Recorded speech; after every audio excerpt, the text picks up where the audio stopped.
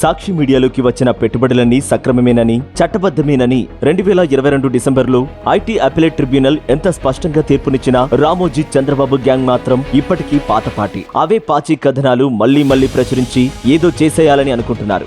అసలు జగన్ మీద కేసులు ఏంటి, ఎలా వచ్చాయి, ఆ కమ్మని కుట్ర ఏంటో తెలుసుకుందాం.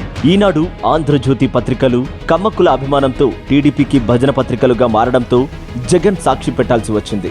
జగన్ సాక్షి పెట్టారు అన్న అక్కసుతో బాబు కులస్తుడు అయిన ఓఐటీ అధికారి 2011లో సాక్షి పెట్టుబడులు అక్రమం అంటూ అడ్డగోలుగా నోటీసులిచ్చారు. ఇదే ఈ కేసుకు మూలం. ఈ నోటీసుల్ని ఈనాడు పత్రిక ప్రచురిస్తే ఆ కథనాన్ని జత చేసి కాంగ్రెస్ నేత శంకర్రావు హైకోర్టుకు లేఖ రాశారు.